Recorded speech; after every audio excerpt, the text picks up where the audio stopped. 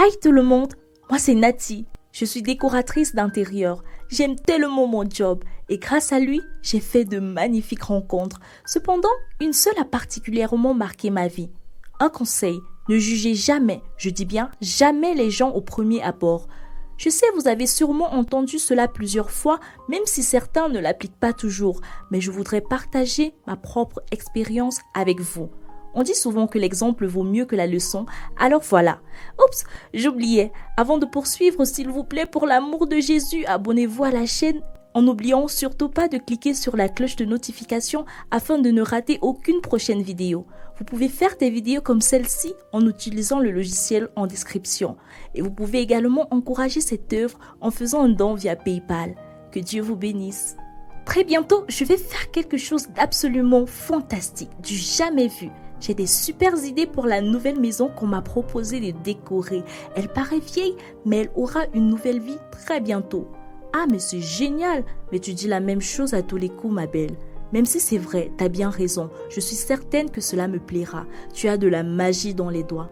Ah non, pas de la magie, mais de la grâce, tu vois, c'est différent. Ouais, mademoiselle Jérusalem, j'ai compris et désolée de te heurter. Michel avait le chic de me taquiner à chaque fois qu'elle en avait l'occasion, mais je l'aimais toujours. Du moins, c'est ma bestie forever. Nous avions fini l'école ensemble et lorsqu'elle avait entendu que j'avais plutôt opté pour ce métier au lieu d'aller à l'université comme les autres, elle fut étonnée. Franchement, pour moi, les diplômes n'étaient pas un impératif de réussite. Du moins pas ceux universitaires, mais cela avait plutôt bien réussi à Michel. Elle était comptable et une femme très respectée par les autres, mais on s'amusait toujours autant. Enfin, le jour était arrivé et je devais me rendre dans la ville voisine pour le boulot. La fameuse maison qui me rendait si impatiente. Je l'avais vue sur des photos et il était clair qu'elle avait grand besoin de ma touche spéciale. Lorsque le taxi me déposa à l'entrée, j'étais émerveillée et horrifiée à la fois. Je me trouvais devant un vieux manoir qui, ma foi, n'avait pas reçu de peinture depuis de longues années. Et surtout, il avait l'air abandonné. Mais bon, c'était mon tableau et il fallait que je commence. « Mademoiselle Laurence ?»« Oui, c'est moi. » répondis-je avant de me retourner. « Nous vous attendions depuis. Je suis Antoine, le jardinier, mais tout le monde m'appelle Larry. Ne demandez pas pourquoi moi non plus, je ne sais pas. Venez, je vais vous faire visiter. » Il me conduisit donc à l'intérieur et plus nous avancions, plus j'avais l'impression que je visitais un musée. Les pièces étaient très sombres et n'avaient pas de lumière. Nous avions visité presque toutes les pièces et une fois arrivé sur la dernière, il me dit qu'elle n'était pas accessible, que toute la maison pouvait être retouchée sauf celle-là, chose qui bien sûr me parut très bizarre. D'un coup, ça me faisait penser à ces films d'horreur que j'avais l'habitude de regarder le samedi soir. Mais j'avais ravalé ma peur et me suis mise à prendre les paramètres de chaque pièce afin de commencer les travaux qui devaient passer par un nettoyage général. Ah oui, le propriétaire. Lorsque j'avais demandé à le rencontrer, l'on me fit comprendre que ce n'était pas nécessaire et que mon choix serait le sien. C'est ainsi que dès le lendemain, je me mis à travailler avec l'aide de mon équipe. Je ne pouvais absolument pas le faire toute seule.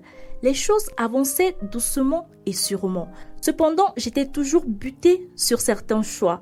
Alors après avoir insisté, Larry me fit connaître la sœur du propriétaire qui avait insisté elle aussi pour qu'on se voie dans un café plutôt qu'à la maison. Nous avions eu le temps d'échanger entre deux tasses et nous mettre d'accord sur tout. « Où se trouve votre frère ?» avais-je demandé lorsqu'elle était sur le point de partir. « Mon frère est où il a voulu être et c'est tout. » C'était vraiment pas gagné d'avance, car même sa sœur ne disait rien à ce sujet. Le dimanche qui suivait, le pasteur prêchait sur l'importance de demander afin de recevoir et tout ce qui suit. Et je sais pas pourquoi, mais j'ai eu une compréhension tellement différente de toutes les fois où j'avais écouté ce passage. C'était comme s'il me demandait de frapper à la porte secrète. Vous l'aurez bien deviné, car sans perdre de temps, je me rendis dans ma maison de travail, je frappais à la porte, mais rien. Puis j'insistais, et toujours rien. Lorsque je m'étais retournée pour m'en aller en chantant Amazing Grace, j'entendis un grincement de porte. Je me retournai et c'était une vieille dame. Une surprise colossale, je n'en revenais pas.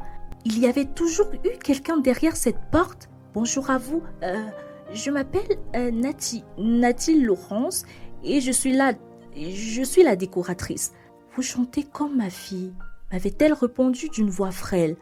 Et qui êtes-vous, s'il vous plaît, et votre fille, elle est où? Je suis la propriétaire de cette maison. Après quoi, elle me ferma la porte au nez. J'étais troublée.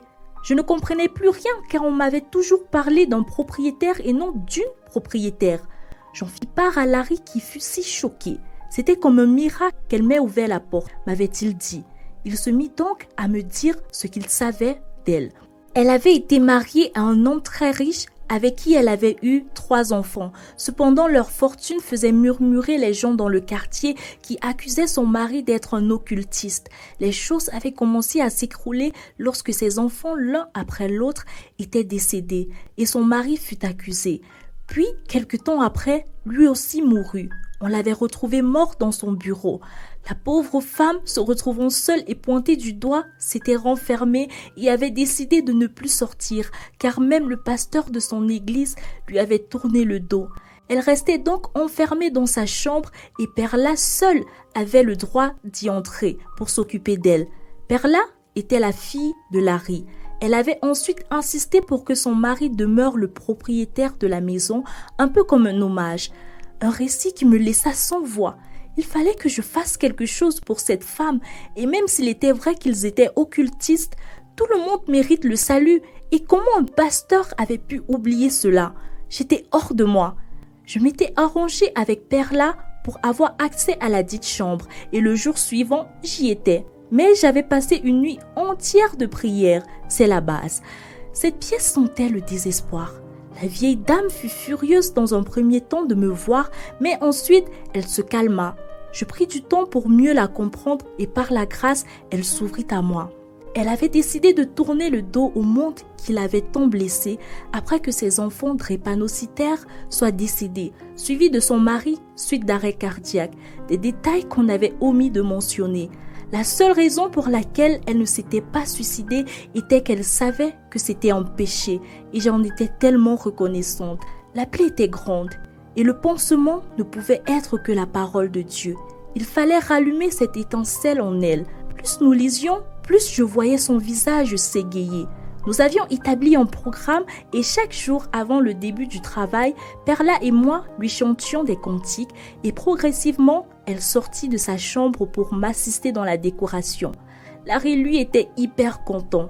Puis vint enfin le jour pour nous de nous rendre à l'église. C'était la première fois depuis un bon bout que Madame Agathe n'était pas sortie. Une fois à l'église, elle s'était sentie si mal à la vue du pasteur, mais Perla et moi avions insisté pour qu'elle le rencontre. Par la grâce, elle put trouver la force de lui pardonner. La maison était finie et il fallait rentrer. J'étais triste et heureuse en même temps, un mélange d'émotions contradictoires tel qu'à mon arrivée. Je suis surtout reconnaissante à Dieu qui m'a utilisée pour redonner vie à une âme perdue. Décoratrice d'intérieur, j'avais décoré la vie de cette belle dame. Gloire à Dieu. Nous devons vraiment faire attention à ce que nous faisons ou disons aux gens, car nous ne savons pas l'effet que cela aurait sur ces personnes. Ne jugez point, afin de ne point être jugés, nous a recommandé Christ. Mais cependant, nous faisons tout le contraire. Par nos comportements absurdes, nous détruisons des vies. Apporter de l'amour, c'est 1000 fois mieux, et si vous en êtes incapable, se taire reste une option. Puisse le Seigneur Jésus-Christ façonner en nous l'amour pur pour notre prochain, lui qui est l'amour personnifié. Shalom.